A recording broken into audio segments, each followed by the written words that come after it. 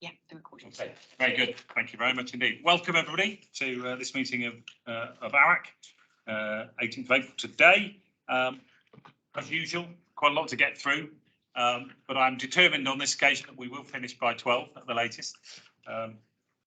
So we will do our best to do so. But if obviously, all members of ARAC are very welcome to raise any points they wish to raise at any point in time, but I will also be encouraging those who are presenting to just pick out the salient points from their reports rather than go into too much detail. In terms of the agenda, this meeting here, I think, is largely of typical items that we're looking at, an update on the strategic risk register, and then our responses to that, both in terms of the strategic assurance framework, single assurance framework.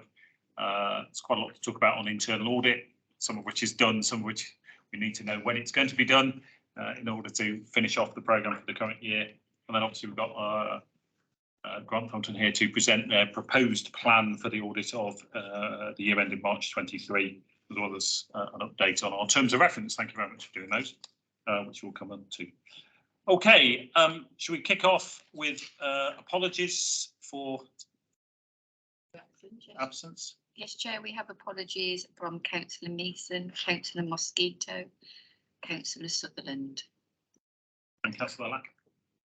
He was meant to be joining us online. He said he couldn't attend, but he hasn't joined yet because he said he had a meeting cancelled, so he was going to join online, but he hasn't done so. So that's why, yeah. Okay, yeah, because he had sent me a note saying he probably couldn't make it. He's obviously updated you since. Okay. So who isn't here that supposedly hasn't given apologies then? Just Councillor Collingwood at the moment? Yes, we're expecting him. Lisa, is you aware? Yes. Yeah. Yes, and we've got Councillor Padder from Sandwell who's been appointed in place of Councillor Allen. Okay. Councillor Locker? Yeah, he said he couldn't make it because he had another meeting in Coventry. Right. Then he's apparently updated to say he thinks he might be able to make it, but maybe only online. But he isn't here online either. So yeah. So at the moment we're not quorate by one, but we were hoping with Councillor Collingwood being here we would be. But he's not, so we probably ought to press on. Okay. Very good. Declarations of interest, just a reminder, as it says under item 2 on the agenda, need to declare any disclosable pecuniary interest. I mean, item being discussed during the course of the meeting, receipt of any gift or hospitality to be declared where the value is thought to have exceeded £25 for gifts or £40 for hospitality. Croissants cost less than £40. To be clear. So any declarations of interest that are required? Thank you very much indeed. In terms of remarks, I'll keep it very brief on this occasion. Given the nature of the fact we're in Perda, some of the meetings that I normally attend haven't been happening for the last few weeks, but obviously we had a couple of pretty important board meetings that I attended in January, February. We also had another meeting of the West Midlands Audit Committee Chairs Forum. Good discussion there about risks, actually, which I sort of certainly found helpful. It was interesting to get some perspectives on that. There was also pretty universal concern being raised around the timeliness of sign-off of accounts, which is an issue we've talked about previously as well, but is clearly not unique to the Combined Authority, and is referenced in one of the papers later. That was all I was going to say on this occasion. Chair's remarks. Right, minutes of the last meeting, which is the 24th of January. First of all, for those who were present, anything that anybody would like to raise in terms of factual accuracy of those minutes? No? Okay, very good. We can approve those then. In terms of matters arising, just rattle through one or two of those points. We talked about the governance review and the update to the terms of reference, and that's obviously picked up later on in the agenda. Talked about cyber essentials accreditation. the thinking at the time was that we might receive an update on that at this meeting. That has actually been deferred to the meeting in June, albeit we do have an internal audit report under item 16 on our agenda. I think Grantham will probably update us on the value for money audit findings and the finalisation of the March 22 accounts. So we'll come back to that in due course. Midland Metro, I think we talked about that at the last meeting, and in terms of if this committee has a responsibility for oversight of Midland Metro, well, that's why I qualify with if, then clearly there should be a process by which they present their proposed approach to the audit and they present their findings from the audit. So we want to, obviously they're not here today to present their plan, so we do need to know whether or not this committee has some responsibility for that process.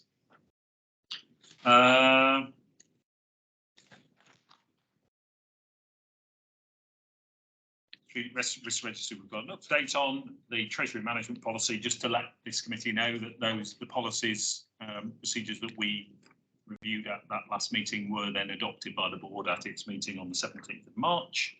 And then we will receive a final report and relevant training associated with that at our meeting. That's why it's not on the agenda today. The housing point, I just note that's for the forward plan in terms of feedback on the recommendations made as part of the housing action plan to be reported back to this committee in September. So, and then just on the investigation into the final breach for Wolverhampton, again, that is obviously not on the agenda for today, given the timing and also of the finalisation of that report, but also the process of follow-up, agreed process of follow-up to that. But at some point, we should obviously highlight to this committee how that matter is being dealt with. Appropriate. That was it in terms of matters arising. I had any other matters arising from others in terms of last time's meeting? Nope. Okay. Which brings us on to, I think, strategic risk register, which I gather, Fiona, you're going to talk to us about. That's right. Thank you, Chair. So I'm here in place of Peter Estrella, our risk manager, today to present the updated risk register. In the covering paper, we talk about, we're looking to ARAC and recommending that the key messages in the strategic risk update are noted, and that ARAC also consider and note the revisions and the planned revisions to the strategic risk register. There's also a little bit in the covering paper about how we're trying to embed risk management within the combined authority. So we have a lot of support from our exec board, and Peter has been working very closely with the performance manager to go to all of the directorate meetings, because we want to show risk as being part of a continuum. So risk really is your windscreen view, if you like, as you're looking at the activity that you're going to be delivering. Your performance is perhaps your rear view mirror view. So we're working together to try and embed a culture where risk and performance are seen together, and that they are considered at project, programme and directorate level, as well as the strategic risk register. So I'd say that that's going quite well, actually, and there's a lot of engagement across the combined authority. In terms of the report, the presentation, if you look at page 15, which is the strategic risk heat map, you can see here that we've got two new strategic risks. One has also increased and one has reduced. But it does show that we've got 13 very high risks out of a total of 22. And page 16, which is the strategic risk trend, just having a look at that, what it tells me is that we don't have a lot of movement on some of those risks. You'll see that we've got some that have been static for a period of time. And then over on the right-hand side, you can see the two new risks as well. So if you look, for example, at the post-pandemic sustainability of public transport, which is kind of in the middle here, it's SRR 007, you'll see that that went up and then it dipped back down again.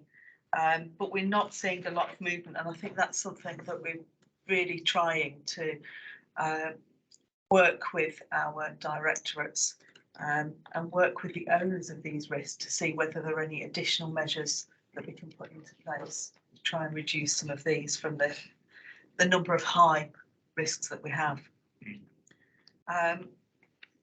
Moving on, really, looking at the trends.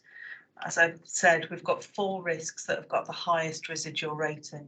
There's a lot of interconnectivity between these as well. So failure to deliver the opportunities and benefits of the investment programme, external factors, inflation and global supply chain pressures. You know, that's been with us for a while. I can't see that one disappearing anytime soon. And the TFWM programme cost management, which is one of the new risks. We're going to continue monitoring that, but we do anticipate that that one will drop down. Looking at the key messages, I'm not going to read out everything that's on page 18 and 19 in terms of those key messages, but just to highlight that of those 2 new risks, I've just mentioned the TFWM programme cost management. The other one is the LEP integration. This was put onto the Strategic Risk Register as a request by our exec board back in December. It is likely that this is going to be either reduced or removed next time.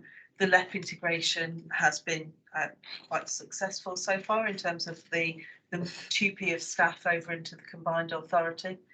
And it's largely under control, really. So this is a risk that, again, we will monitor, but it is likely to be removed at the next iteration. And then around those key messages, we've got lots of interconnectivity. They do depend on each other. And of course, we had the announcement last month of the Trailblazer Deeper Devolution deal as well. So that will provide some longer term security and will mitigate some of those risks. Page 20, 2 risks to be removed, which is about the project programme appraisal and assurance.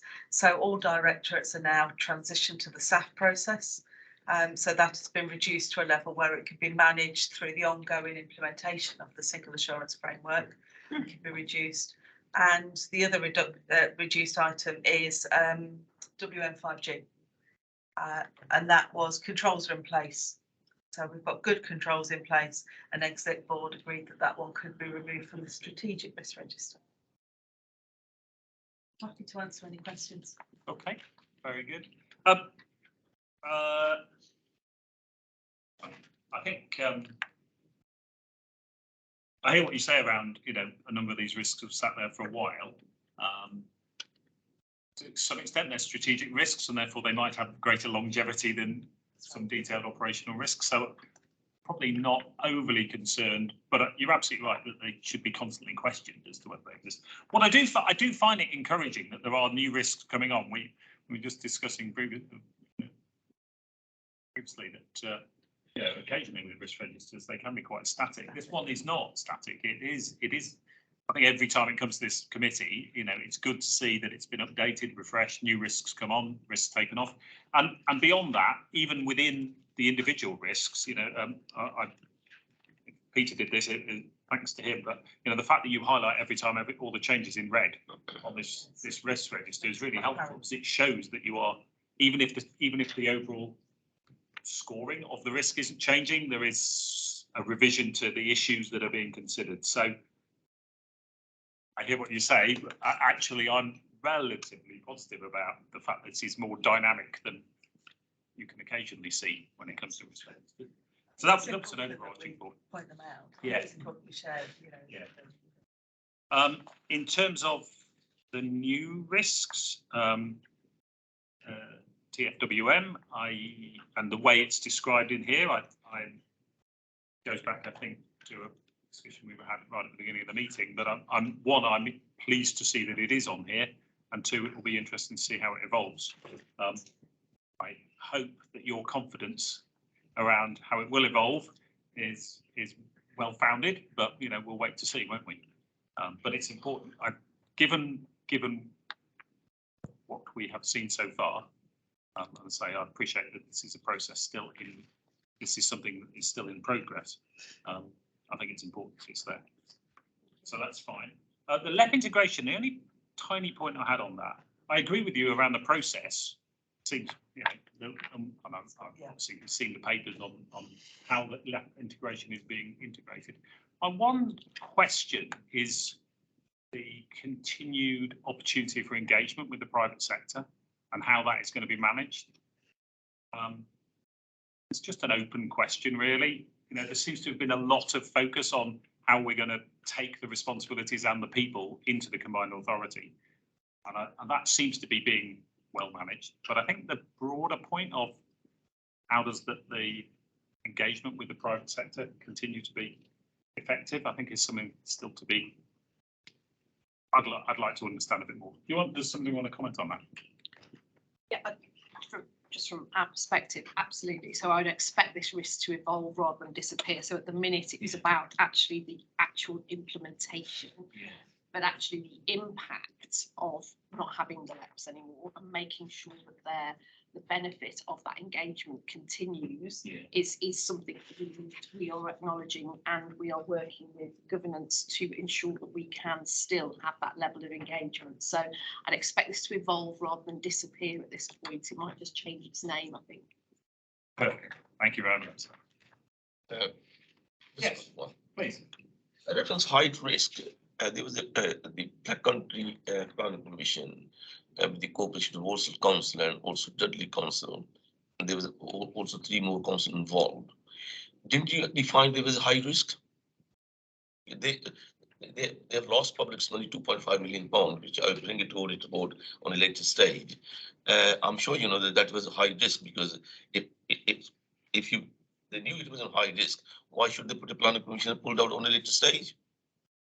I don't know anything about this, I'm afraid. There was an issue. It was all on the media, Chairman, and thank you very much for letting me have a time. There was 5 councils involved, and I'm sure there was Walsall Council and also Dudley Council, right? Put a planning permission for the Black Country development, and if they knew there was a high risk, and then on the last minute they have lost £2.5 million. That is public's money and taxpayers' money. And how did they manage that? If they knew it was not going through, and they should not put the planning permission through, would they? Okay. So that's the reason I'm asking. Yeah. It was a high risk. Okay. Yeah, I mean, obviously, we interface with the to ensure that the West Midlands Combined Authority plans interface with the Black Country Plan. So a lot of the work we're doing helps unlock a lot of the Black Country Plan. But actually, in terms of the 3 councils involved in the Black Country Plan, that is an issue, I think, for the individual Met's audit and risk committees. It's not something that we will have been as a combined authority been actively engaged in. There's certainly no impact on any of the schemes that we are currently progressing. Okay. Yeah, I mean, I'm not aware of that particular issue, so sounds that may not actually be an issue that is directly related to the West Midlands Combined Authority. It may be an issue that needs to be flagged through the relevant councils themselves rather than this body. But I'm sure they should have consulted with the West Midlands Combined Authority. It involves all councils. Okay. Can we? I will take an action to speak to the FDs of those 2 councils to understand what's happened. Okay, thanks a lot. Thank you. Thank you. Okay. Councillor Morning, everyone. Craig Collins at Wolverhampton Council. My apologies for being late. I blame the Metro. So the street is watching this meeting, and it's high on the risk register, which we're currently discussing. Yeah, because I set out in plenty of time, but you don't know my travel arrangements, do you? So I take it we're on item number 6, the strategic risk register update, and again, I apologise to missing all of your presentation, but I did catch the back end of it. So from what I can glean then, we've got 13 risks rated red, high risk. I just wondered, and I did sort of hear you sort of touching on this during the presentation, you know, how sustainable is it for an organisation to have so many high risks in this environment? I just wondered what your opinions were on that. And are these high risks shared more widely with the constituent members of the West Midlands Combined Authority? That's my first point. My second one is that in the audit committee that I chair, we call in high risks for a deeper dive at the audit committee. I just wondered if there was a plan or maybe something that we could do through the chair to call in high risks to be, for the risk owners to be answerable to this committee and to be questioned by this committee. Thank you, Chair. Thank you. So yes, we've got 13 very high risks out of 22, 4 of which are at the highest residual level of 25. I'm not the subject matter expert on this. Peter sits within my team, is unable to attend today. But we did have a conversation about how sustainable it was and how stable the strategic risk register is, because if you look at page 16, you'll see that there hasn't been an awful lot of movement on those risks.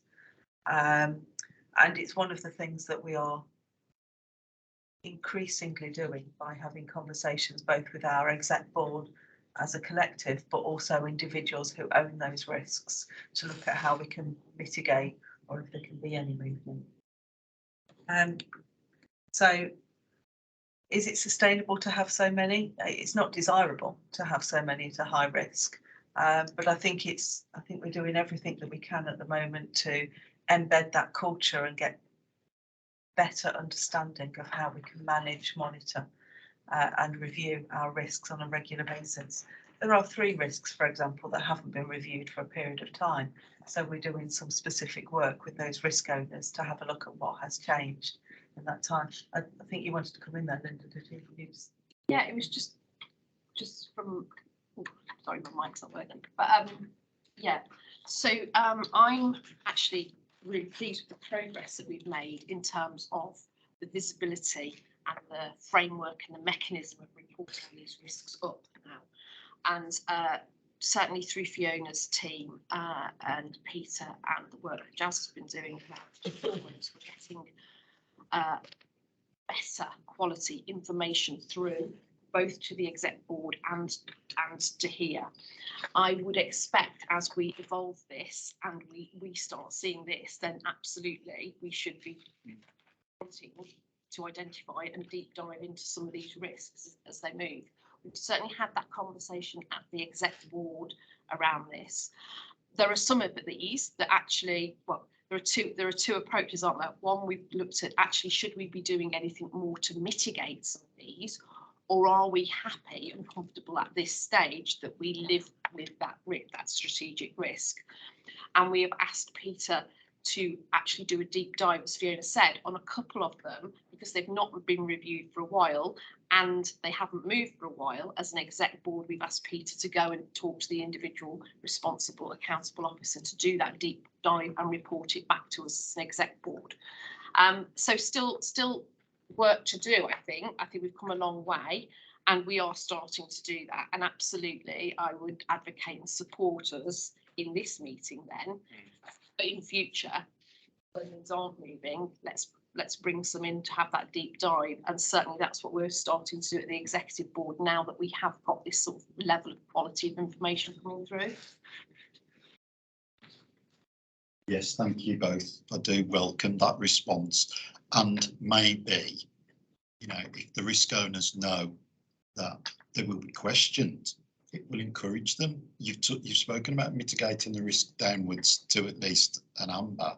If they know that they're answerable to us and we will be questioning them on why there has been no movement for a significant period of time from a high level of risk, then maybe that would encourage them to look into it further and to carry out the necessary actions.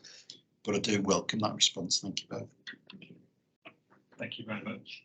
Am I right in thinking that these are gross risks before extensive mitigation? So yeah, there will be, to some extent, as I say, and they are the strategic risks rather than the departmental risks. So I do wonder sometimes whether there's a bit of duplication and crossover between some of the risks as well, and there is a potential that you can consolidate. And I am hoping to slightly push back on what you said earlier, that actually, if inflation goes the way that it is currently forecast to by some external parties, then actually some of the issues might mitigate a little bit by the end of 2023. But let's not get into the realms of forecasting base rates and inflation rates. The only other question I had, Commonwealth Games Legacy Fund and how that's going to be managed over the next couple of years. I don't know where that features in consideration of risk. Yeah, so we had that conversation. Obviously, this was produced before we got the DCMS approval of the actual detailed plan. They're looking at the implementation plan now, just waiting for final approval from DCMS. I would expect that would, well, it might not. It might be completely under control. But at some point, it is part of the operational risk management framework. And should it be necessary, it will bubble up to here if there is anything of concern that's flowing through that. So okay. I presume committee members are aware of the fund and its magnitude and the need for it to be spent in 2 years. Yes. Yeah. So it's a big opportunity, but obviously it's important that it's effectively managed. Yes, representing Dudley. And obviously, I'm prepared at a meeting with my council officers to go through this. And one of the things highlighted and we discussed was the new one you raised for the transport and the metro. And obviously, Dudley have got the VLR site for repairs, and they're concerned about what's going forward. The report, it's great that it's highlighted and there's risk, but you could do with knowing timelines, dates, and what's the impact, when it's going to happen. That those are the things we'd like to know, so we can contingency and planning ahead. That's that's possible. I know it's not easy, but Okay, if I come back on that. So I think as this alludes to, we have had, since the data was produced, we have had the deeper devolution deal, and that will contains a lot of funds that are going to help alleviate a few of the risks in this risk register. So if I look at the risk around the historic investment programme, a lot of the opportunities in the deeper devolution deal will now resolve those and unlock those. We've had the extra money in for the Wednesbury to Briley Hill second phase of the extension, and we have had confirmed now that the West Midlands will be one of the bodies that will get a second phase of city regional sustainable transport funding. So there is a paper due to the CA board in June that will specifically update on transport pressures and how they are going to be managed, because we have a whole programme across the region, don't we, of transport schemes. And we know that both the Combined Authority, but also individual metropolitan authorities delivering, are facing cost pressures. So that report's coming together in June to look at how do we manage that programme now within the availability of a wider funding pot. So that'll alleviate some of that pressure. And then also there'll be an update on the Wednesbury to Briley Hill Metro at the June board as well. So the dates, etc., will be set out in that report. Clearly, when you share that with the ground. That'd be great. And just to hopefully, I know we're pushing this in Stourbridge for the Briley Hill to Stourbridge, feeding all the way through. So that'll be fantastic. from the wonderful Abbey Street. Thank you. Thank you very much. Any further questions on the strategic risk register? Oh, sorry, this is really important because everything else flows from this ultimately. So thank you very much. Thank you to Peter. Right, and then the first line of response to the risk register is obviously the SAF. So Jyoti, welcome, and yeah, would you like to provide your update on activity? Yeah, thank you. Good morning. So the assurance report provided the presentation today meets our commitment, authority's commitment to present market assurance information to this committee on a quarterly basis. So again, due to timings of sending out reports, etc., this report covers the period December 22, so it's a full quarter of information presented, and it follows on from the last update presented to the Audit Assurance Committee. Again, just not going through all the detail of the report, but just presenting that as a highlight this morning, drawing your attention to section which provides the summary. The single assurance framework, SAF, has now been embedded within the West Midlands across all the evidence supports that trends information. Very brief summary. These are provided in their report. Does demonstrate that the business case assurance review is quite substantially. Appraisal review, health checks, and the graphs shown in the report demonstrate that the number of red recommendations that were made on the business case. And we do follow the HM Treasury Green Book, so the government standard for assuring and appraising business cases. The number of recommendations, the trend over the year has demonstrated that the red recommendations have reduced, which for me demonstrates that lessons are being learned and assurance advisors being followed as well, which again in turn will contribute to increasing budget management capability. Also detailing the report does demonstrate that the number of change requests in this period. Again, I don't see this as a negative. One of the core this is also because in 2021, when we started rollout of the single assurance framework, and it was predominantly rolled out to the investment programme. So the number of change requests increases also tallied up with the fact that the programmes have also increased, and the fact that the change requests are being raised, they are being appraised, also demonstrates that compliance to the single assurance framework. The main cause for the change request increases has also been in relation to time percentages. So going back to the strategic risk update report and organisation, it has been recommended because an increase of compliance with single assurance framework that the strategic risk related to the single assurance framework is now reduced and is under control. This is being highlighted to me. One point which isn't in the report, but just following it from the chair's remarks around the Commonwealth Games Legacy Fund.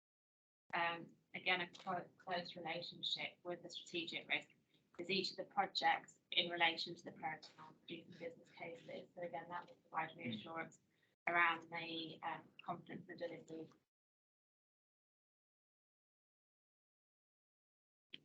Very good. Linda. Yeah, I just wanted to add on this report, as with the previous report, actually. Personally, I'm really pleased with the progress that's been made here. Certainly, the team. So we had the single assurance framework, as we said originally, as the combined authority has been evolving. You know, it was only actually being applied to the investment programme. The team have done a brilliant job now actually rolling that out and making sure that all of our programmes and projects go through the single assurance framework. So there's nothing that we are doing that doesn't go through this process now. And I think that's brilliant testament to the hard work that's gone in across the organisation, and the organisation actually being very responsive to that and actually welcoming the value that going through that single assurance framework brings. So really pleased about how we have embedded that, and we are now, again, like with the strategic risk report, we are now going to start seeing some really meaningful monitoring information coming through that means we can actually specifically target where we think there are exceptions, because we are now being able to see the whole picture, if you like. So just to say that, really good work. Thank you very much. I've got 2 or 3 specific observations on the report in a minute, but any throw it open to other members of the ARAC or Councillor Collingwood? Yeah, not really a question on the content as such. It's just a bit of clarity on what this actually entails, and if I could get some more detail on it, or where to go to look for some. I mean, it covers, this framework covers a number of checks. Correct me if I'm wrong. So you've got business care assessments, health checks, risk and investment appraisals, and change requests. I just wondered, I mean, it does make reference to them in the report, but I'd just like a little bit more detail or explanation to what they actually involve, because I mean, change requests, you know what I mean? It's like, what does that actually mean? I want to know some more about that. So I'd just like to be either to be given that information, or perhaps be pointed into the right direction, and I'm sure other members would as well, as where we could get that information as to what they actually entail. Yeah. Could I, is that, see, you gave us a January meeting, I think, the update on the SAF and how it works, and then that went to board in February, didn't it? I think. Was it December? Okay. So there is a sort of 40-50 page document that is set out the details of the SAF, but I don't know whether it covers in the detail that Councillor Collingwood, I can't remember whether it details, it sets out the framework and what it is and what it's looking to achieve. I don't know whether it specifically responds to that question. So the single assurance framework, in relation to being a Midlands Combined Authority, we have to have a single assurance framework which is updated each year. So we do have that in place, and it is published on our intranet and internet extranet, so it's accessible to all. So that will provide a summary, and then we do have much more detailed guidance materials at an operational level, which we share with our delivery partners, metropolitan delivery partners. In summary, in terms of the business case assurance review, being a perhaps easily involved combined authority, we have to undertake the assurance reviews against the business cases as central government would be. So it follows HM Treasury Green Book practice, and again that is available. For each, the business cases are assessed in quite length of detail against specific lines of inquiry, which then help provide the grammatical information here. So against each of the 5 cases, management case, financial case, economic, commercial, financial, there will be specific queries. So that's the detailed assurance reviews that are undertaken, and it's not just, there's obviously a compliance element in relation to that, but the main driver is to develop better business cases to achieve the outcomes of the programme. So the programme assurance arrangements, I think, have evolved quite considerably since the establishment of the combined authority. And so that's why it's really encouraging that the number of recommendations are reducing, because it is demonstrating that those lessons are being learned. It very much then delves into the strategic risk, because that's providing those officers that are accountable for making decisions to understand what the risk is in relation to those investments. We because obviously, I say we saw a draft at this committee. Maybe if we circulate the final SAF that was signed off, and then we'll have an opportunity to have a look at that. And then if there are any specific follow-up questions to that more detailed document, we can obviously raise them at this meeting. That'd be great. Okay. Any other questions on? Yes, I'd say I'd sort of three. Yes, sorry.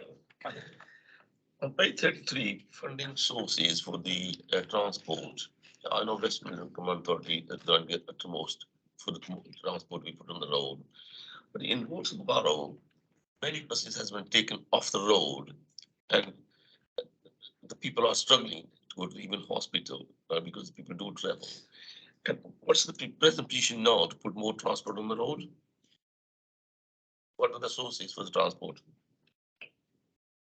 Do you want to? Yeah, I mean, obviously, the single assurance framework itself is to assure business cases provide the right outcomes and value for money and manage the risks and ensure that there is a transparent understanding of the financial implications, etc., of specific projects and programs that we will get money for. So where in that paragraph 3.15, where it says the funding sources, we have lots of funding sources that come into us to fund our programs and our projects. What we're talking about there is the public transport operational provision of services of the transport services in operation. Obviously, we operate in a deregulated bus market, which means that all bus services are run by private operators on a commercial basis. We are obviously the services and the bus operators have been considerably adversely hit as a result of the pandemic, and we are closely monitoring as our government the patronage return to the networks. But clearly, because the deregulated market means that bus operators will only operate services that are commercial, they will, if they become non-commercial because of the lower patronage, then they will deregister those services, and that's why the network is looking like it's starting to shrink slightly. Yes. Back in January, there was a report to the committee that showed actually what we had done as a combined authority to attempt to plug some of those gaps in the network because of the commercial operations shrinking. And we will have a further report coming through to board when we're certainly picking this up as part of the forward financial plan. What we've got, so the bus network is run on a commercial basis. But the only time that we step in is where we need to plug gaps in the market, and we do that through provision of subsidised bus services.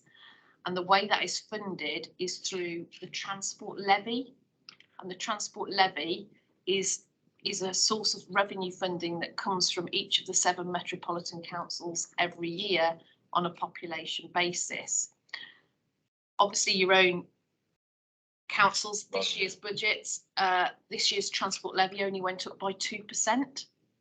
So that puts pressure on the level of services because actually our costs have gone up far more than 2%.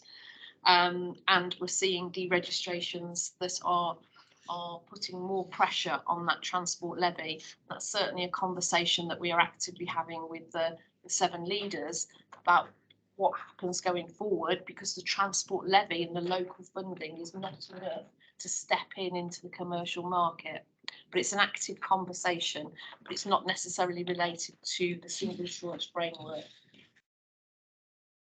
Yeah, I can assure you that both at a board level and actually at overview and scrutiny as well, that particular topic is very much what is being focused on, taking account of the pressures that are being highlighted.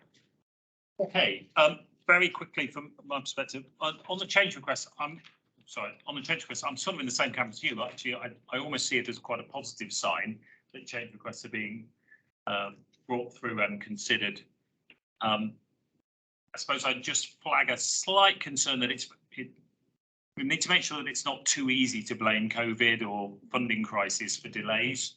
And we do need to make sure that is genuine and that actually if there are delays, they are, we are doing everything we can to mitigate delays.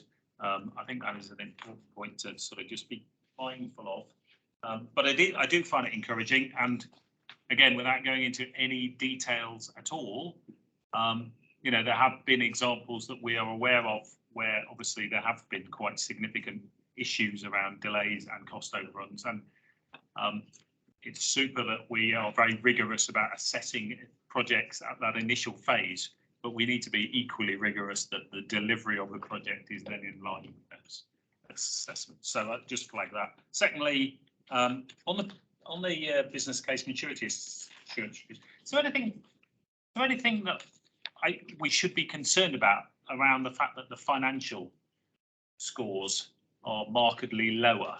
And there's a comment on page 31. It sort of says inconsistent costs and conflicting information, which on one level I find slightly concerning comment really as to why.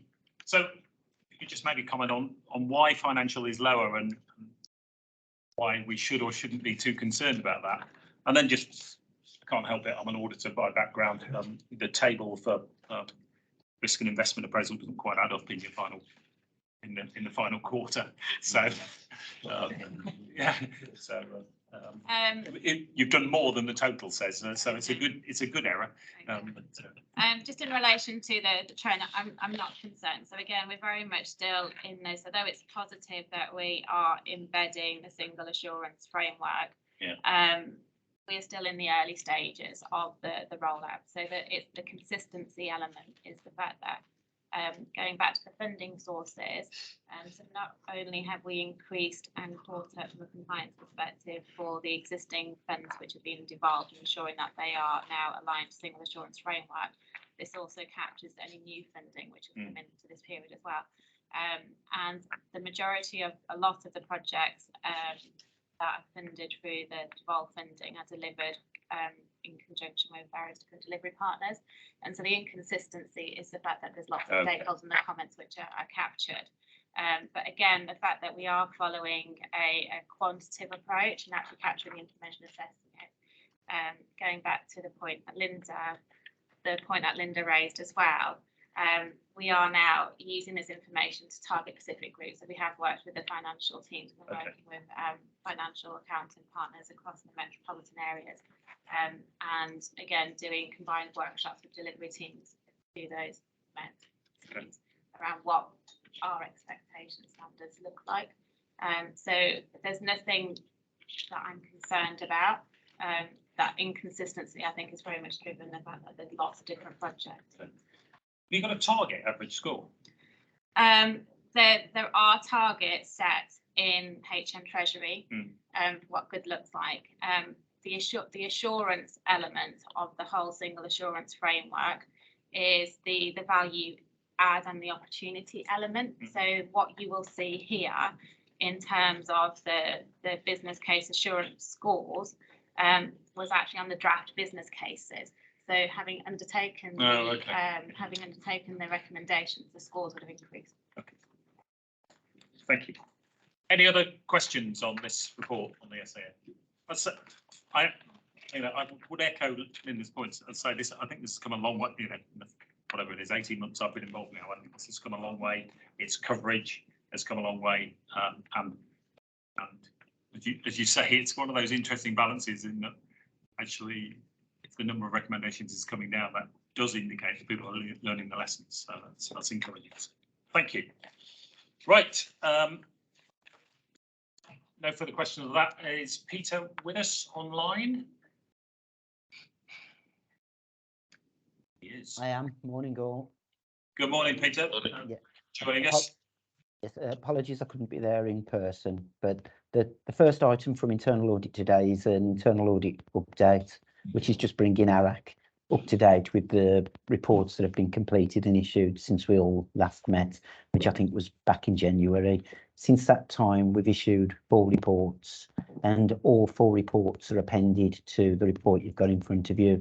The cyber security one, because of potential issues around confidentiality, is a private item. So if we wanted to discuss that in any more detail, we could perhaps do that at the end of the meeting. The other three reports that we're presenting this morning are, the first one is on organisational change, and that was a satisfactory response, and our recommendations really around that were about the need to make sure that we get the approvals at the right level within the combined authority when entering into these changes within the organisation.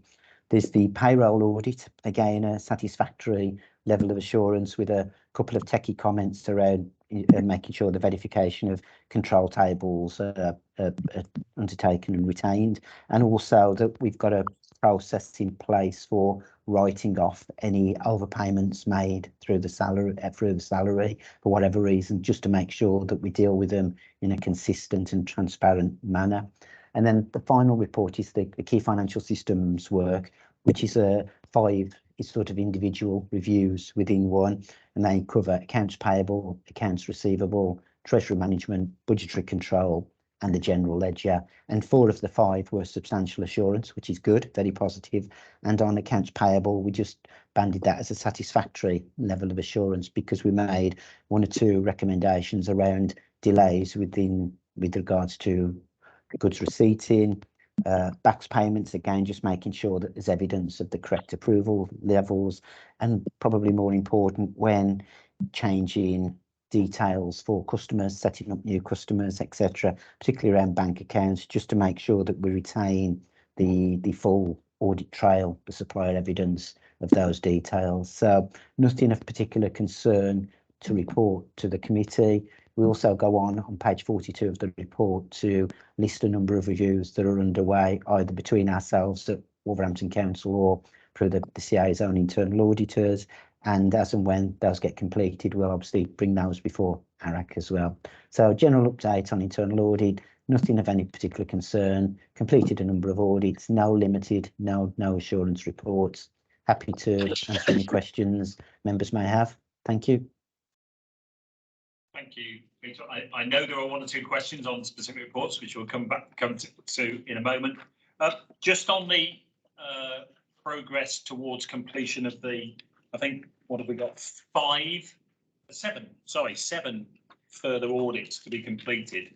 Obviously, they're quite important in the context of the overall assurance for the year. I know you have provisionally indicated there's nothing coming out of those audits to date that cause you concern, but can we just be clear about when we will receive those reports and thus they will be part of the population that will support the overall assurance statement that will be made? Yes, thank you, Chair. There are 2 of the reviews that we're completing, and I believe my officers are working with Lorraine, the internal audit liaison officer, in order to get those turned around and completed in time to feed into the internal audit annual report, which I believe will be coming to the next ARAC meeting. Then there are 5 that are underway with the Combined Authority's internal auditors, and again, we're happy to look at and QA those when they become available. And again, I'm not aware of any particular issues that would prevent those feeding into the annual report. So hopefully those 7, I know hopefully is not a great word, we're planning that those 7 will feed into the overall head of audit opinion at the year end. Just to update on the 5 audits that are being completed by the internal auditors within the Combined Authority, all of those, there's no significant issues that have been identified to date, and we are aiming for those audits to be completed by the end of this month. Okay. Okay, thank you. I'll say I think they're pretty important in terms of the overall assurance we're getting, as well as obviously, you know, the topics we've chosen as areas we needed to get comfort on. Okay, but that will all be brought to the June meeting and form part of the, let's say, support to the assurance statement. Okay, you will, and you know my favourite table is the follow-up to previous recommendations. I'm pleased to see that that continues to move in the right direction. There's a couple of points you flagged there around overdue recommendations. Again, don't want to go into details about MML, but you know that clearly was a recommendation and an area that is still outstanding. I think it is worth highlighting on the MML item, as whilst it's only showing as one recommendation, there were a number of elements to that. Okay. And they've completed, I think there was 3 or 4 in total, so they've completed all bar one. Okay. So the majority has been completed now. Okay. And it's Great. probably also worth highlighting, speaking with payroll yesterday, their audit recommendation, the target date was the 6th of April, and that has been achieved. So all of those audits have been completed, and a follow-up audit has been completed on risk management. Report isn't final as yet, but it is showing that all of the recommendations have been delivered satisfactorily, which is good news. Right. Further questions? Thank you, Chair. It might seem a small point, maybe it is a small point, but I'm not quite clear from the payroll. I mean, obviously, it's fairly surprising that there wasn't an existing policy or procedure in place. But I suppose my real question is, I wondered if we have any sort of idea of the scale of the problem.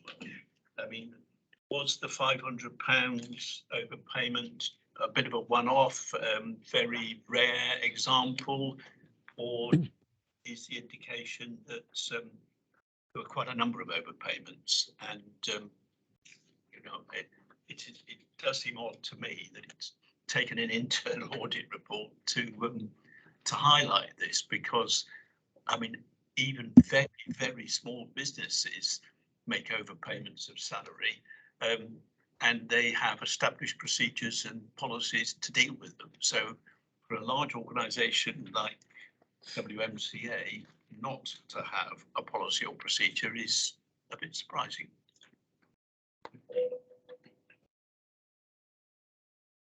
So we have recently moved our payroll system from I can't remember what the other Sage, that was it, Sage, to Business World, and we have we've moved that because actually we have now got our HR and our payroll system on the same system, which helps a lot with efficiency and control. So most of the years I've been here, payroll will always get the outstanding score from an audit perspective. I think we had a lot of pressure on us as we've moved systems to make sure actually where there's been bits and pieces where we need to make sure we've tightened up some of the controls in this new system. Overpayments in the WMCA payroll are exceptionally rare. This will have been as a result of us moving to this new system. I would be absolutely shocked and surprised if by the time Peter audits this again next year, we are not at substantial again. And I don't think it's that we haven't got a procedure. I think we would always have sought to recover. It's just it hasn't actually formally written it down. There isn't a piece of paper that says this is the procedure. And obviously they've written that procedure down now. But it's not that it wouldn't be sought to recover always, but that has actually been, you know, a repayment plan has been agreed with the individual concerned. But it's very exceptional overpayments in terms of the payroll. Peter, I don't know whether you want to add anything to that, because you've been auditing it for a few years. No, I would concur with that. Yes, that this was very much a unique circumstance, and it isn't anything that we've really come across before, and has always been well controlled. And as I say, we're not aware of any significant or substantial overpayments across payroll, or even any minor ones. And I think it is just that transfer between systems just probably impacted upon this one particular instance. And yes, all being well, that the payroll review next year should, I would have thought, get back to substantial, particularly as Business World is fully embedded by then. Okay, thank you. Other questions, please? Councillor Collins. Thank you, Chair. Thank you, Peter. It's good to see that 4 reports have been issued since we last met, and have either had substantial or satisfactory assurance. And well done to those being audited on those, in particular Linda and the finance team, for the outcome on the key financial systems reviews.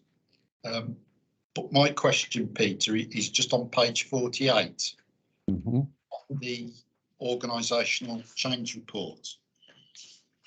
In finding number one, it mentions establishment changes that cost between 100 and 300 grand. Seems quite a lot of money, substantial sums. Could you give us a bit more information on that? What sort of things do they entail, if that's possible? Thank you, Chair. Yes, sure. Through you, Chair.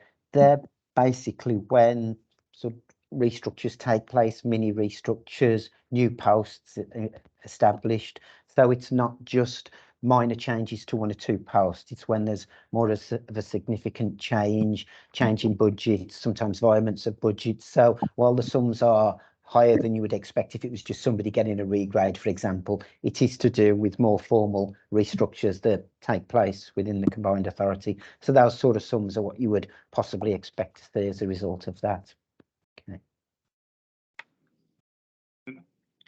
Yeah, so we have a system within OD and HR that means that we have every change to the payroll, whether that's a one-off honorarium or is financially managed. So there is a system that runs through Nintex that means if somebody wants to change somebody's salary, they have to get it. There has to be a justification. It has to be seen by finance. It has to be signed off by the appropriate budget holder.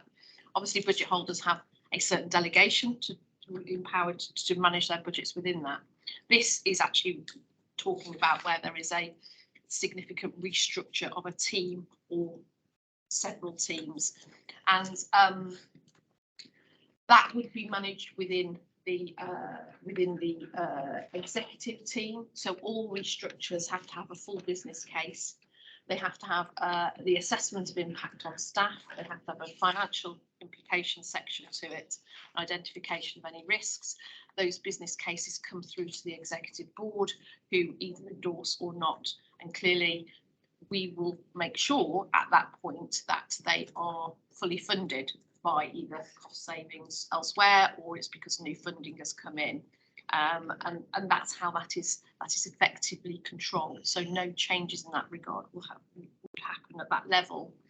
And indeed, through the one-off system, anything over, I get cited anything that goes over £100,000 anyway, to ensure that actually it is justified and it is funded.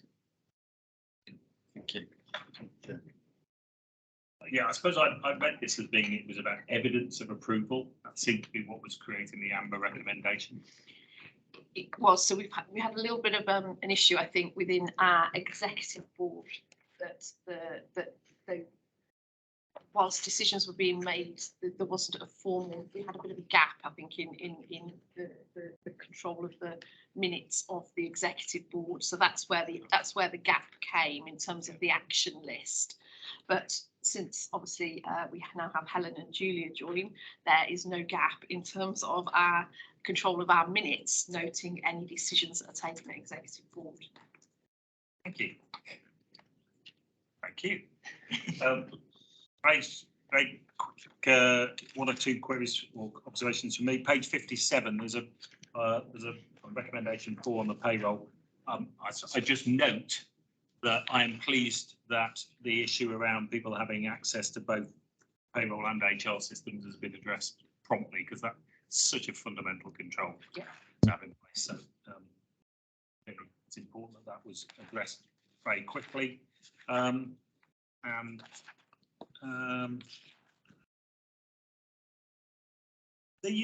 recommendation of page 69 talks about CHAPS payments here. It said we found none of the forms had been fully completed, which sounded concerning. And then I'll just leave you with the other one that just caught my eye. This is page 77. Is my personal area of focus for me. Debit balances on creditor ledgers, or credit balances on debtor ledgers. Ultimately, is an indication that something's wrong. You know, it shouldn't happen, and if it does happen, something must have gone wrong for that to have happened. So the fact we've got 8.8 million of a balance, a debit balance on a creditor's ledger, I just by knowing a bit more about what that was and why that happened. Whether you've got the answer now or later, I don't know. But those two queries. Yeah, I mean, Lou, I'll defer to Lou on the details of those two.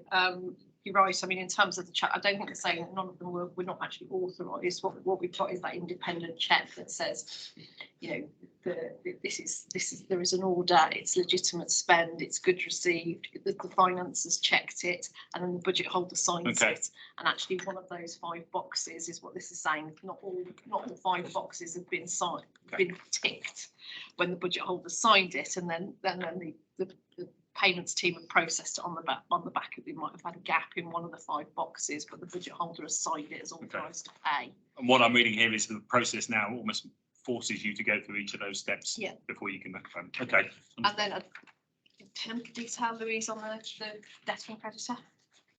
So on the debtor and creditor, I don't know the specific details, but happy to back on that one. Okay, it'd be good, I'd say.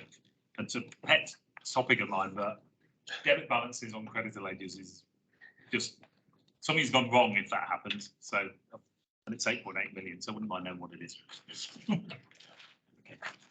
Any other questions, queries on? Yeah. I think it's more of an observation rather than a question. But when we do the internal audit and we find an issue and we make a recommendation, at what point would we check, say, like 6 months into the recommendation that recommendation is actually working, or would we actually wait until we do the audit again? Because in some of them, there might only be small changes, but if it doesn't work in 6 months, it's not going to work 12 months later, and we've gone another 6 months down the line of doing something. So is there any checks done before the audit that the recommendations have actually been taken up and are actually working, or is there could be a minor tweak within that time to make it work slightly better? Do you want to think on that? Yes, certainly. So we regularly review all of the recommendations with the relevant action owner to ensure that they've been delivered, and we push towards to ensuring that they meet the target date that they've set themselves. We will do a follow-up audit at a periodic stage once those actions have been completed. That is one thing that we are slightly behind schedule on, though, and we are looking to improve that in the coming year. But we will normally do a follow-up to specifically audit that area again, or those specific recommendations, to ensure they have been effectively delivered. I suppose it's a question of the rigour with which we follow up on a recommendation. So do we just ask that has the recommendation been done, or do we actually see a degree of evidence that the recommendation has been acted on and is delivering benefit or addressing the weakness that was identified?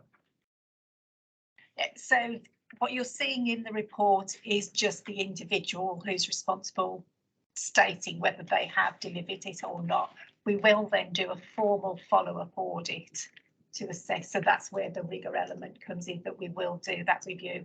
And where I mentioned before, the risk management follow-up audit, auditors have specifically gone in, looked at the recommendations and validated whether the auditor is satisfied that those audit actions have been completed in full or not. Can I just add to that? On page 69, it did say that the particular recommendation was included in the 21-22 audit, as well as this current audit for 22-23, and the same went for the payment bonds that was included in the 2021 audit, the 21-22 audit, and now the 22-23 audit. So 3 years running. Is there any reference that here? Will you rectify this in the next audit so it's not long-standing in each? Yeah, absolutely spot on. Really good point. And we talked about that actually previously on accounts.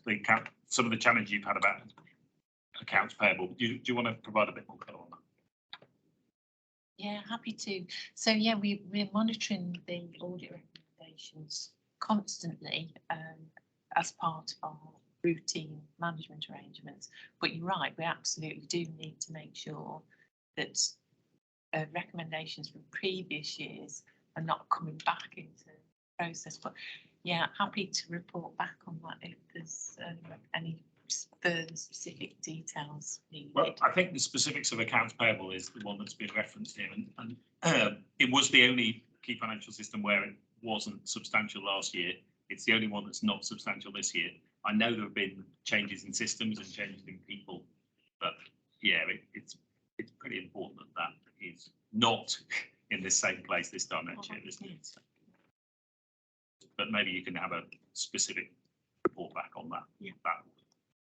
But okay, thank you very much. Yes. Just At page 69, column 2, implications. Unauthorized payment may be made, but unauthorized is one word. What can you highlight? What are those unauthorized payment for? I don't think it's saying that there were unauthorised payments made. It's saying that it's creating the risk that there could be unauthorised payments if all of the sign-off boxes haven't been completed. So Peter's not saying that there were any. He's just saying that there, by not completely controlling that risk, there could have been. Yeah. Oh, I understand, that it could be, but these unauthorized payments may be made, but we need to, we need to know whether they're made or not. No, that's what was. Peter, do you want to come in?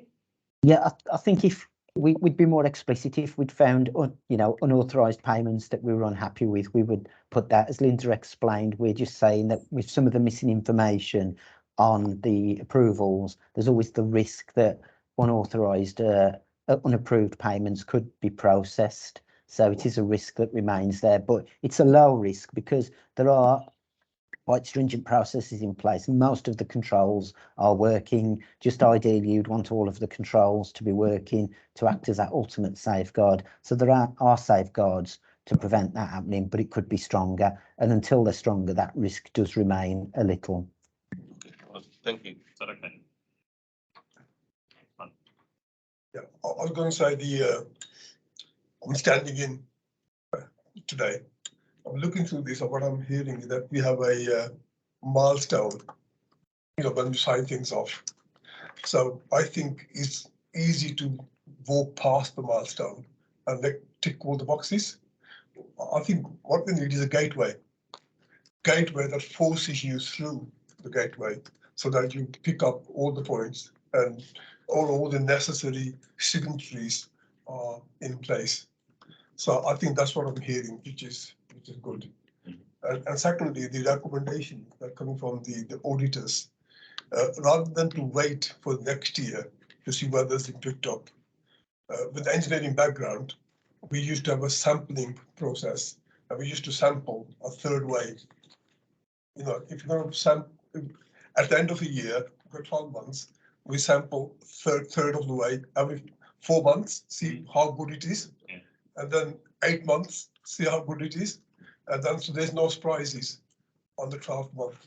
So there's no surprises coming from the auditors that we're going to carry over the same risks again. Thank you.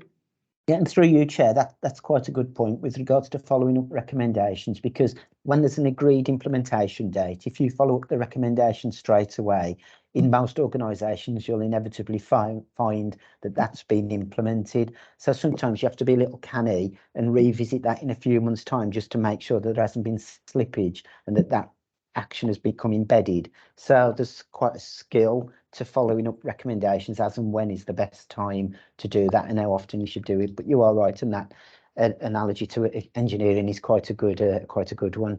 Thank you. Thank you. I get a sense there is a slight underlying concern here about the timeliness of the rigor of the implementation of recommendations and making sure that they are being appropriately done. So maybe you and I can pick that up offline, and just think about what process, because if we are relying on a subsequent internal audit and that may be sometime down the line, then maybe that's not quite as rigorous as we might like. So but let's pick that up. Okay. Thank you. Thank you.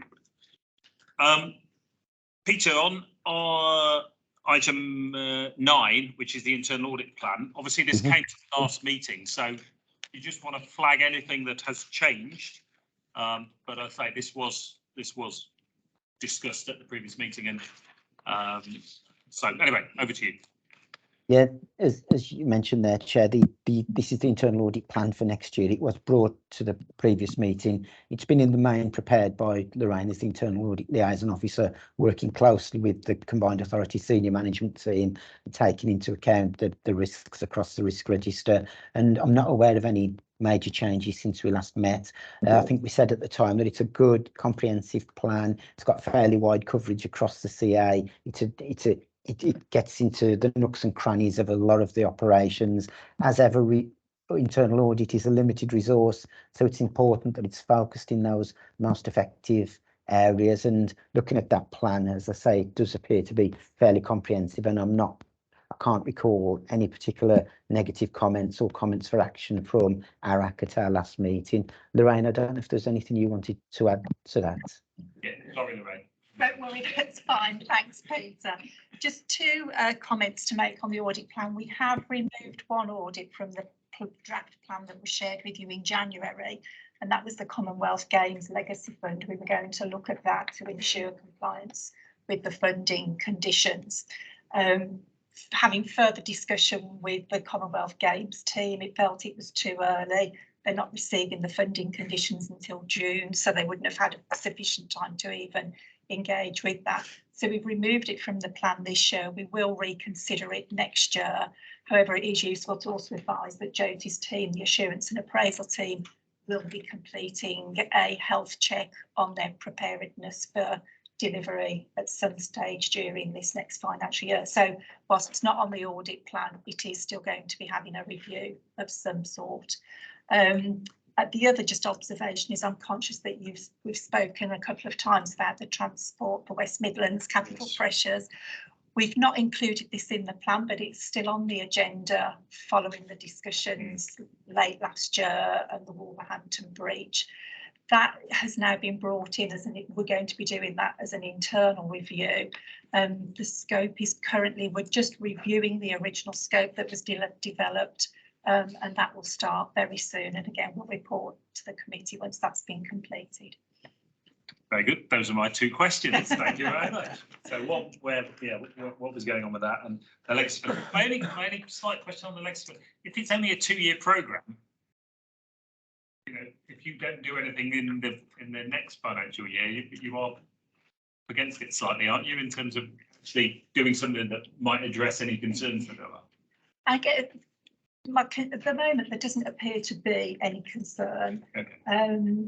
Speaking with Julia to start with, we were looking at it. They are expected to follow all of the single assurance framework processes. So as long as they follow that, and that health check will be a benefit to that. If we identify concerns through that health check, we will of course include it as an audit from that point on. Okay, lovely. Other questions? Thank you, Chair. Yeah, I mean, where do you start? With regards to the legacy, I mean, look what's just happened with Coventry. I think we do need to keep our eye on the ball with that legacy fund, because the issues they've just had, and that was its City of Culture legacy, or whatever it was, that I heard on the local media. I think we need to keep our eye on the ball with that. But going back to the one with the Midland Metro, Chair, that you just said, I mean, it was in the minutes of the last meeting. And it stated the chair expected a report will be submitted to this committee in due course. And as far as I know, we still haven't had that report. And I'm still keen. I know I missed the matters arising, and I did apologise for that. But I just thought I'd managed to sneak it into this item. Yeah. Thank you, Councillor Collingwood. And we did cover it in the matters arising at the meeting at the beginning. But you're absolutely right. And we talked about the fact that I would be discussing it with Helen as to how we bring that back in due course at the appropriate point in time. The agreed actions at the moment are for further discussions with both management and portfolio leads, but there will be a need to report back to this committee in due course as well. And the second part of that is the point that Lorraine's just referenced, which is the extent to which we then feel there is a need for and a further broader review around spending transport as a consequence of that. I mean, the metro is high profile and does get a lot of media attention. You know, we've looked at this and I've certainly asked a lot of questions in this committee about the metro system. And that's not just because I was late this morning because of that, but it's high profile. There has been a lot of issues with it. The overspends, cracks on the lines, delays, cancellations. I think Andy Street would be the first to acknowledge those things. And it's certainly something we should be focusing on in this committee, I think. Thank you, Chair. Thank you. Thank you very much. Yeah, I did see the thing about Copperfield. Well, whether it has particular relevance to the Commonwealth Games Legacy Fund, I'm not so sure, but it is, you know, it's a substantial programme for the next 2 years. And let's see what comes out of the work that Jyoti and her team do initially, and see whether there's any further follow-up that we feel we need to get some assurance on. Just to confirm, to add to that, Chair, is that the health check for the legacy fund will be important.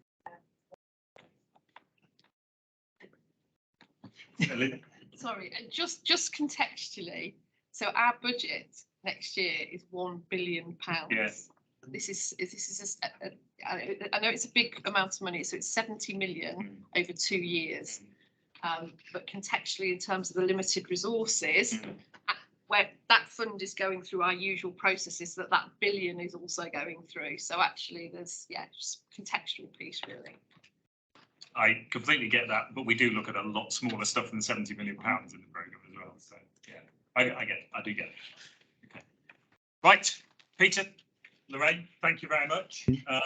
We are I'm in real danger of not achieving my 12 o'clock deadline here. So again, to future presenters, keep it very punchy if you may.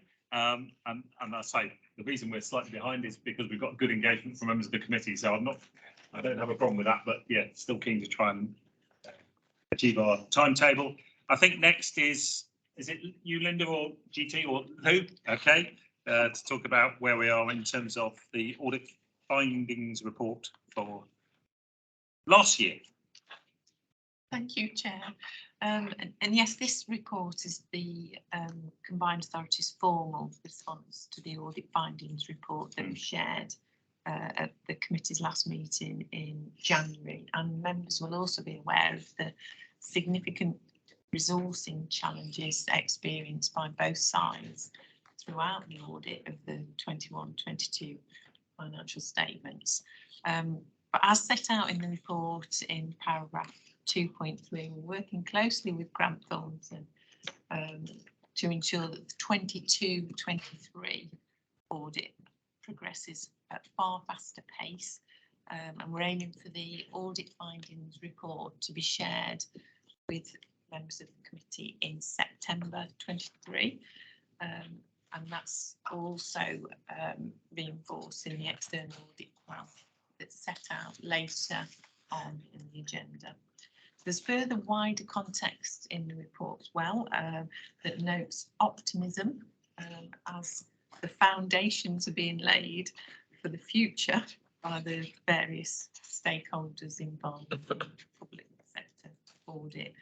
The public sector audit appointments body has awarded new contracts with effect from next year's audit. So that's the audit for the 23-24 financial statements at more sustainable fee levels.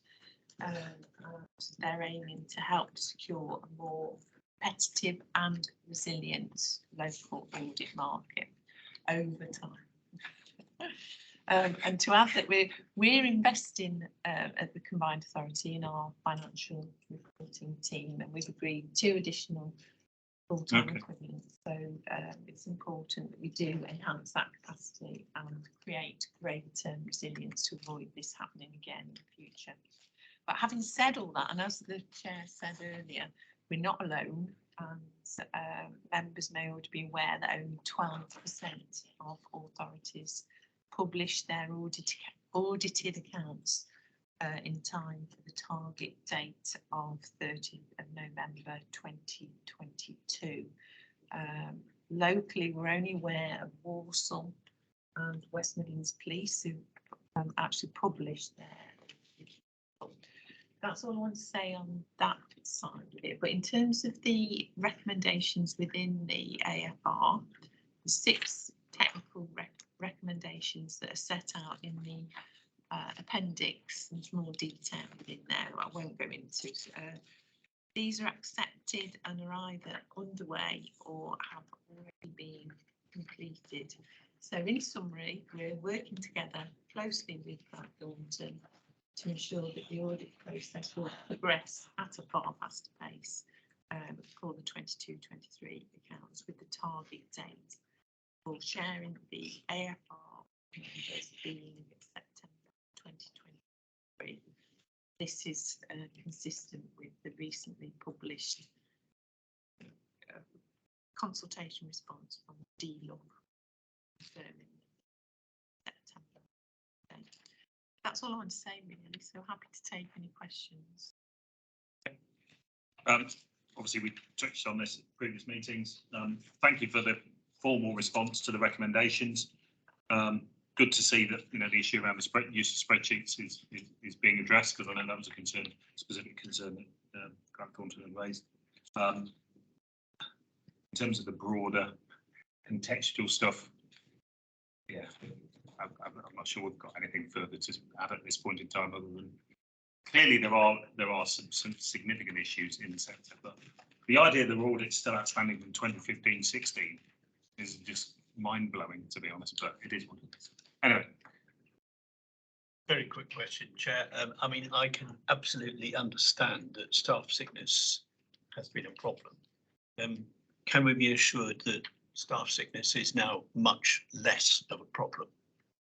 And forgive me for picking up a point that we discussed briefly in the earlier meeting. I mean, if this was HMRC, there would be penalties, and those of us in the private sector are used to having to meet deadlines, and if we don't, it costs us. Is there a, forgive me, is there a bit of a culture? Well, everybody's late, so it doesn't really matter if we're late. Sorry, a bit of a blunt question, but. You want to respond? Yeah, this is wholly unacceptable for me that we are where we are. But we recognise there have been issues about getting the appropriate resources together to that have ended up where we are. It's not acceptable to me, and working with Grant Thornton to ensure that we are not in this position again next year. I like to have our accounts signed off and done by June. Not sure we're going to make that next year, but I think a little bit of leeway to perhaps go to September at least next year. But you're right. It takes resources away from what we should be doing is looking forward. And actually, I like to have them done and dusted because it's important and I want that assurance. And I know Grant may want to comment on this in terms of the company's ability to make sure they have got robust and the right levels of capacity within Grant Thornton to help us meet more efficient deadlines next year. Chair, do you want me to respond or do you want me to? Well, should we just, I'm sure you'll pick this up when you talk about the plan of development. I will pick it up, yeah. Yeah. Are there any other questions at this point on the item 10, which is the response to last year's audit to some extent and the broader contextual before we then start talking about the proposals for the 23? Okay. Do you want to introduce this or are we going straight to Grant? Did you want to know? No. Okay. Okay, Chair. I will start maybe with the final point. I mean, I think you can differentiate. There's two similar but parallel issues here. I think the issues with signing off 21-22 have been local, and there's a combination. So in terms of and where we are on 21-22 is I haven't formally signed yet. We are doing the final pieces of work now. I have reviewed the file. We're up to a point where I will look to sign, hopefully, I'll be ready to sign on I'm going to take our planned work next week. But I think that was that contextually this year, it has been certainly sort of staff snippets from our side, some staff snippets from your side, and then a resourcing has been that. And as Linda has alluded to, has quite robustly challenged me around where we will deliver earlier. We are putting resources in place to deliver earlier. So I think there is that point around what happened in 21-22 was I said, the local circumstances. Pick up your wider point. Is there a more general issue? We did issue a report, I think it's last month now, called About Time, where I think we did look to address that. Is there as I use the word malaise, is there a bigger challenge for the sector in terms of getting accounts signed? And I think we have been alluding to that there is a much wider challenge out there around, and I think that's coming from privatisation of authorities. Potentially, there may even potentially, as you were saying, in terms of if you don't get your account signed, what is the impact upon you? There is no direct impact technically. You're not compliant with statutory deadlines, but there's generally no recompense apart from the much wider questions around, I suppose, accountability, governance, demonstrating that you are, in terms of actual cash, there's no direct impact generally around that. But it is that more around we're in the public sector, in terms of accountability, governance, being responsive to the stakeholders out there, the council taxpayers, and demonstrating good governance. So we have raised, I'm going to share that report. It's in the public domain. It's gone forward. I'm happy to share that with members. So I think that there is that issue coming forward. And I think there are ongoing discussions with government around, and picking up what the chair was saying around, there are some very late audits now, back to 15, 16, in relation to that. So I think there is something around the sector, both I think in terms of our clients, if you know what I mean. I think through COVID and elements like that, I don't put the Combined Authority into this pot, but maybe prioritisation and not the accounts aren't the focus that they used to be.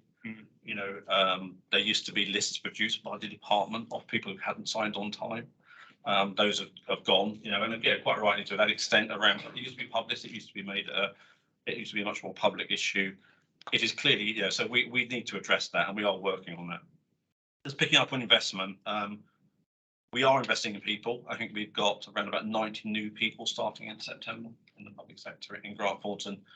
I'll have to be honest and candid and say it's going to take a bit of time for that number of people to feed through, but that picks up on the new contract in 23-24. So we are investing in that. We're also investing in training. So we are putting more people on the front line from our perspective, and in order to meet those new deadlines. So it will take time to move through. What we are doing, I suppose, for 23 is looking to work with those authorities and clients, that have demonstrated in the past that they can produce their accounts on time and support audits. There will still be a timeline, and we're going to work with you to hit the statutory timeline, which government has confirmed is still going to stay at the end of May, I think, for you to produce your accounts, or council to produce your accounts, and the end of September. So we are working with the Combined Authority. Will we get all of our clients signed by the end of September this year? I will have to say no, we will not. I think, but we will look to get back on track, picking up on what Linda was saying around, so that when a new contract gets in for 23-24, that we're hopefully then that would actually get back into what people would see as a more normal cycle. So that would be usually your accounts by the end of May, we complete them by the end of September, and that then it gets back into the sector being back in balance. But it's a long, it's going to take some effort from all, not just us, all firms to change that going forward. So that's generally where we are in terms of 21-22. Okay. Then we do have a concern. At the end of the day, however, what goes on externally is what goes on externally. There are issues. Clearly, there is no censure. There are no consequences other than reputational. And if you then end up in a market where 88% of people aren't getting their accounts done, the reputational damage isn't really much of an incentive to get something done, is it? But that's not what we're here to discuss in some respects. We're here to discuss what we can do to get our accounts done on a timely basis. And it's good to hear that you've invested in some further resource in your team. It's good to know that we've invested in streamlining the process by which the accounts can be prepared. I suppose we're looking to you to then So part of that also we are meet us really- part way and commit to this September deadline really, which is I think what is being set out. Can you just clarify where are we on the 21-22 audit? What in terms of both signing the accounts and signing off on the value for money audit? Okay, in terms of signing the accounts, as I say, we're just at the final stages now in terms of agreeing the final amendments to the accounts, which have already been part of the AFR, but we've done a final check of the accounts. And I think there's some minor amendments have gone through that maybe we just need to clarify with the finance team around where they were. Because I think, there's been moving on for a bit, there's been opportunity taken to sign off. Okay. A few amendments. So we're just clarifying those. So once we've gone through that process, I don't think there's anything really stopping me at this point of finishing our planned work in that sense. So that's why I'm saying I'm hoping, and it's capacitarised this week. I'm now out of the office for the next 2 or 3 days, so I just won't be around. I've got a team development date. I'm in London, so I just won't be able to physically just sit down with Helen and finalise it. And Helen's got commitments this week, so that's why we're saying next week is primarily a diary thing now in terms of that. So we are in a process where there aren't any sort of, I think, any big changes from what you've already seen in terms of financial statements in that sense, or minor bits.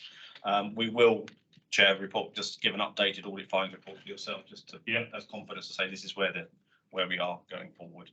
The caveat to that is there is an ongoing discussion in the sector around the triennial valuation of the pension funds, whether that is new information. We're working through that with the other firms and the NAO and the FRC at the moment, so I will come back when I know more. I don't know more about that the final line where we land on that at the moment. In terms of value for money, I have a draft report. I have a draft which I need to go through alongside Helen. No significant weaknesses have been identified, so we will bring that final report to you at the June ARAC. Okay. So that from our work today, no significant weaknesses to identify. We just need to finalise the report, agree it with management, and then bring it to the June. Okay.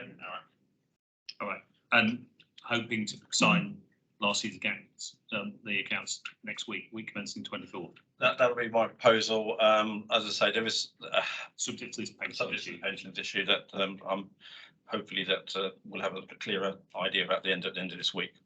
So that's where we're on 21-22. 22-23, you have, as part of the picking up on that point, will we be able to deliver by the end of September?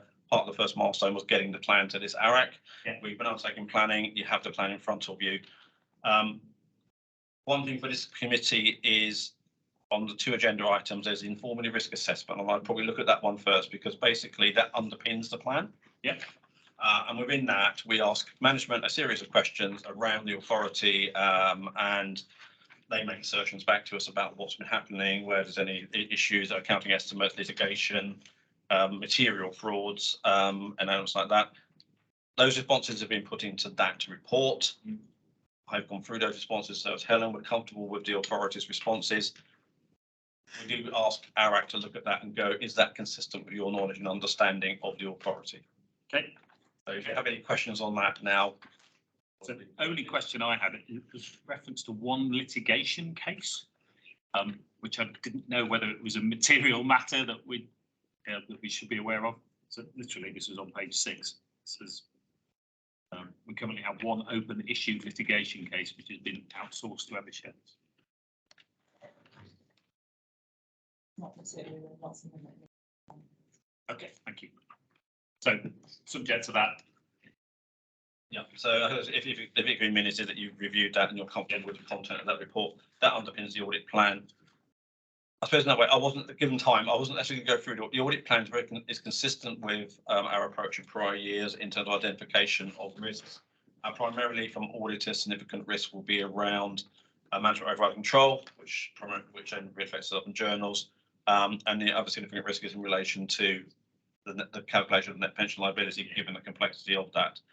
We did look at infrastructure last year. We're comfortable with the way you account for infrastructure, and basically you don't have any sort of significant currently material hard to value property, plant and equipment is all the historic cost or infrastructure. So on that basis, there isn't any overall sort of change or in our risk profile in relation to the authority. just two things probably independence wise to bring to your attention. One is we are continuing to do some work, or part of the firm is doing some work on grant claims for DFT. It's one step removed from me. I don't know the team that does it. They do a full DFT, but because it goes through MML, we just do, there's a tripartite agreement that they must share any findings with us if there's anything that impacts on the combined authority. Nothing's been shared in the past. I'm not anticipating that to be an issue. And just to remind members that normally this would be my 7th year as the auditor of the authority. You normally have to rotate off after 5. Gone through the appropriate dispensation, so I can carry on the 7th.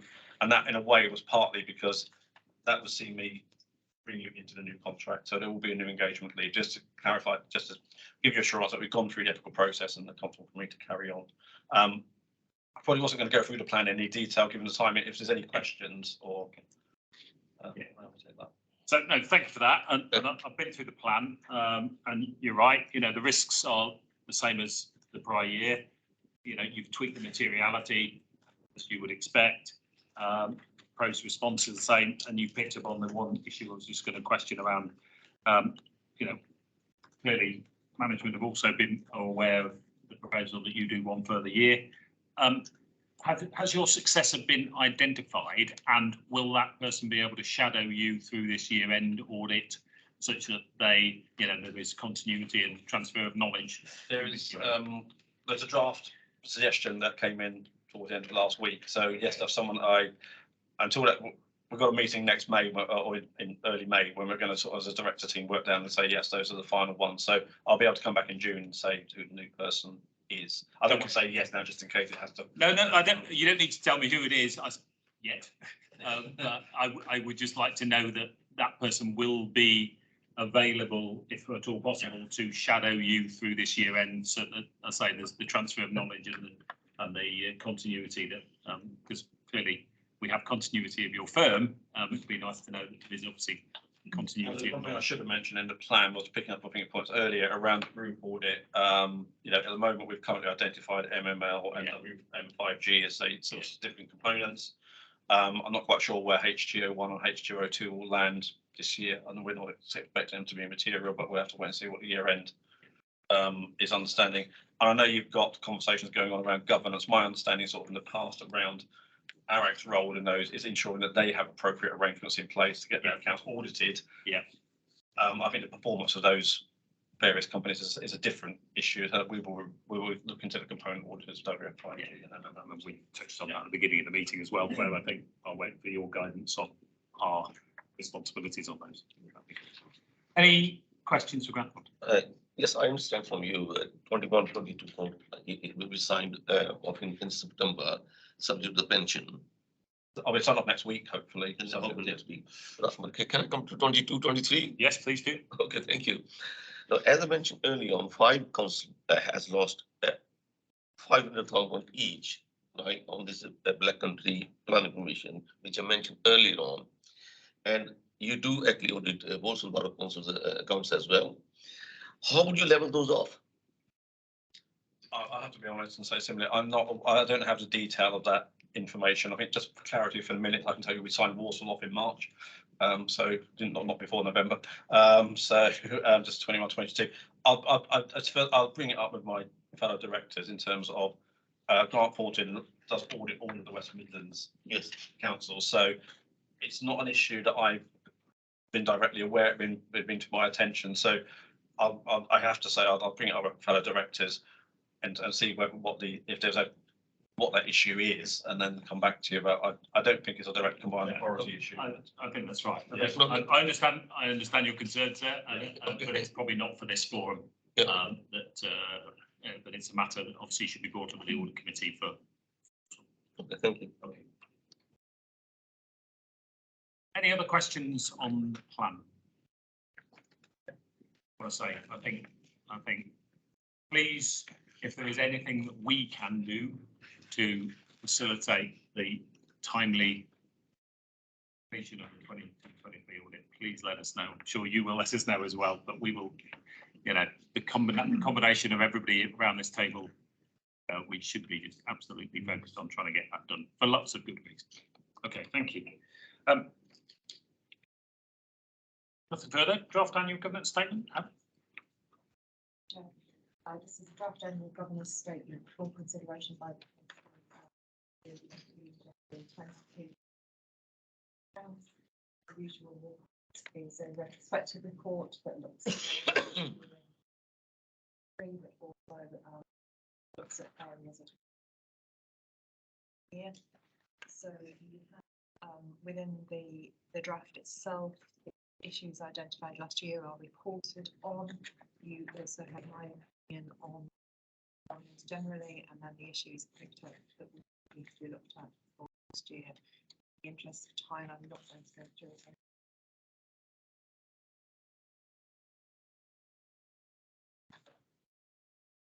Okay, thank you very much indeed.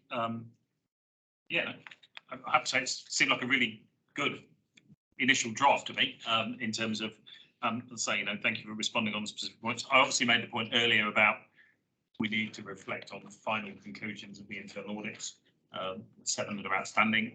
Obviously, this is drafted on an assumption that there isn't anything significant coming out of that. But there is also a paragraph that sort of refers to a number of those reviews nearing completion, which I assume in the final version, which will be dated, whatever it is dated, that will be tweaked slightly, won't it? We won't refer to them as being less than. But no, and then in terms of the areas focused for next year as well, it was very good. I suppose my only question would be, going back to a point Grant Fulton made earlier, making sure that this is as concise as it could be, and that there's obviously no duplication. Because I think last time there was some duplication in the earlier part of the annual report, which then got repeated in here. So make sure that it's not covered earlier on. But no, I thought it was a really good first draft. Thank you very much. Questions, comments from others? Councillor Collins. Chair. Yeah, my concern was probably others as well. I mean, on page 108, it notes that the Combined Authority has 10 arm's length companies and lists them. Yeah. Yeah. Well, I mean, to a certain extent, it just sort of raises concern in that the transparency and accountability of the Combined Authority with having these arm's length companies. Does it take away that transparency? Does it take away that accountability? I mean, I know we've got Grant Thornton here, or the representative today, and I just wondered if they could perhaps comment on their role within providing our committee with assurance on the way these arm's length companies are operating. Setting up these companies logistically is very complex as well. And I think I've mentioned in previous meetings before, it's rather fragmented and it's difficult to get to the bottom of issues when we have things flagged to us, because there's sort of, there's numerous businesses involved. You can't sort of say, well, I'm not going to mention the trams again, but we've got an issue with X and it's, oh, well, that's this particular organisation, but we're all linked in together. So that's my first issue. I've got another couple of little ones as well, but I just wondered what your opinions were on that. Linda, do you want to just comment first of all, just on the, or Helen, sorry, on the some of these are in the context of the materiality of the Combined Authority, we need to be mindful of that. But I think Grant's already referenced, and we've already talked about MML being audited by somebody else, and also the Cooper Parry audit. WM5G. WM5G, thank you. So, Helen. Yeah, thank you. So I joined the authority in January. One of the initial things that hit me was I need to get them to sign up with these companies that we either wholly own or jointly own. In a lot of cases, we own them. They're not wholly owned, they're owned jointly with others, so they have to be through that company format, because that's the most effective way of actually delivering what they're set up to do. We are doing an extensive piece of work within my team at the moment to understand what all the arrangements are with the companies, who the directors are, what our responsibilities are, how they are overseen, how we make sure that we exercise proper control over that and make sure we know what's going on. So that's an ongoing piece of work. Then your team obviously has already done a lot of work on the companies, so I think it's more me getting up to speed on that. But we should simply be in a position to share effectively the outcomes so that everybody has a clear understanding if they want it of what the. And I don't know, Chair, whether that's something that you might want us to bring back to a subsequent meeting just to update everything. Just jump in there. I think that would be really helpful because it is a topic that comes up, and those of you who are living and breathing this every day, compared with those of us who, obviously only come across this. I think it'd be really helpful just to have a brief summary of what these companies are and their nature. I think that would be helpful. But just for reassurance purposes, none of these companies have been set up without going to the CA board for approval. But I think you're right. The bit that's missing is a reminder of the purpose. Yeah. So whilst we can bring the schedule that says this is the company name, this is who owns it, this is how we're treating it, these are the directors, this is the risks, but the purpose is the bit that's missing. I think in terms of the understanding of why these are operated as separate companies and not part of just another directorate. So yeah, we'll bring that piece of. Yeah, really good question. Your other two smaller points? Yeah, I do welcome that response because I think it's an absolute priority, particular piece of work you mentioned where you get to grips with all of that. And if you could bring that back to this committee, I would welcome that certainly. It's a couple of little things then on the future webcasting of meetings. I mean, certainly in my local authority, my council, we webcast all of our meetings. And I'm surprised we don't hear yet. Maybe that should be, mate, you've got someone from Wolverhampton who's drafted in there. You need to listen to these people and get that done. And then in terms of the roadmap and framework, which you say was approved by the exec board, it says July 2023. I mean, obviously that's not correct, is it? Because we're not even there yet, but presumably it's last year or maybe another one, I don't know. But that's it, Chair, thank you. Do you want to respond on the webcasting? I can certainly respond on the webcasting. Yeah. Thank you, Councillor Collingwood. Nice to see you again. Yes, I put that one in there because I am very keen to try and replicate what we had at Wolverhampton here. So you can see in this room at the minute, I've already met with the facilities team, talking to various suppliers. We're trying to get some options papers together. So yeah, it's ongoing at the moment. So I'm very keen that we do try and replicate what those sorts of facilities that we had before, just to make it more open, more transparent, so that everybody can engage better with the democratic process. So, yeah. Brilliant, thank you. Well, I'm assuming on the date, this is a draft statement for something that will be issued in due course. So okay. So there's a number of dates that are in the future, but then that obviously when we see the final version, it was approved. Yeah. Okay. Any other questions on the proposed annual governance? So obviously, you, committee members will get an opportunity to see this in the context of the full draft annual report and accounts in a date to be determined. But yeah, well, we should probably just, again, you should, at the June meeting, you should just come back to us and be really clear with your expectations of us in terms of our input into the report. Yeah. Okay. Thank you. But no, thank you for the work on that already. So, item 13. Is there anything in particular in this, this document that you wanted to flag to us in terms of, again, this is very much part of an ongoing evolution of the framework in which we're all operating, but anything in particular that you wanted to flag to the it's the note in me, I'm assuming that but there was something that I just wanted to highlight around the new audit reporting and governance authority.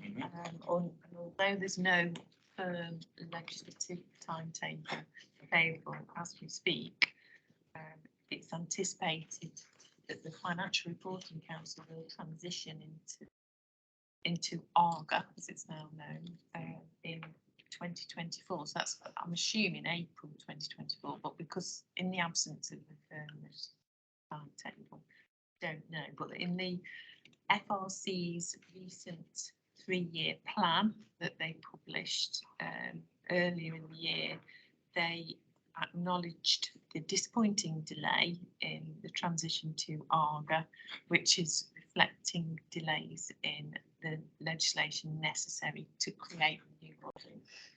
So further updates will be going on. That's all I wanted to say really, because Okay. everything's in the report. Yeah, no, I understand. And apologies for my skepticism. My previous life, I read lots of stuff about the evolution and development of ARGA and all the responses to the regulatory reviews that have taken place.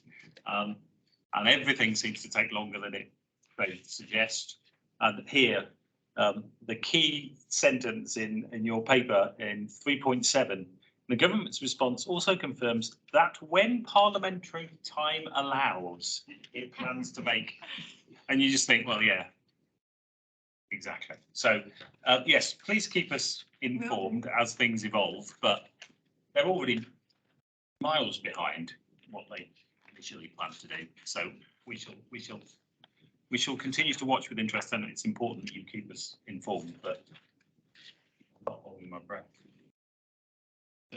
But anyway, we'll see. Any questions, queries from anybody on that? Yeah. Okay. Terms of reference, perhaps you. Chair. So the committee resolved last summer to review the terms of reference and bring them back for a future meeting. You are presented with those changes. They're summarised in have a track change version in terms of reference. I'm going to thank Julia for drafting these and the team, and they are sitting beside me. So if there are any questions, I can't answer them. Okay, thank you. It's not based on Wolverhampton's list. No, this one. That's all right. I'm sorry, I shouldn't have said that. But thank you for this. Again, important updates. You know, I think we flagged this time last year that this was incredibly light when it came to the relationship with the external audit. So it's good that that's now been picked up. Our terms of reference to include to monitor the ongoing progress, ensuring the statutory deadlines are achieved. I thought was slightly ambitious, but thank you for giving us that challenge as a committee. I'm not sure we can ensure it, but we'll do our very best. The idea of subcommittees with delegated powers as well to consider investigation reports is something that I noted. I think that is something we could consider. I raised at the last meeting a strong desire from my perspective for matters to be progressed as quickly as they can, and if that can be achieved through creation of subcommittees, then obviously that's something we should consider. But even be in connection with deep dives into risks as well, and to go back to a previous point. But no, thank you very much for pulling that together and to also presenting it in a way. We also talked about the constitution of the and what flexibility there is. Clearly, the requirement to have 2/3 to be quora. It's not something we're going to change.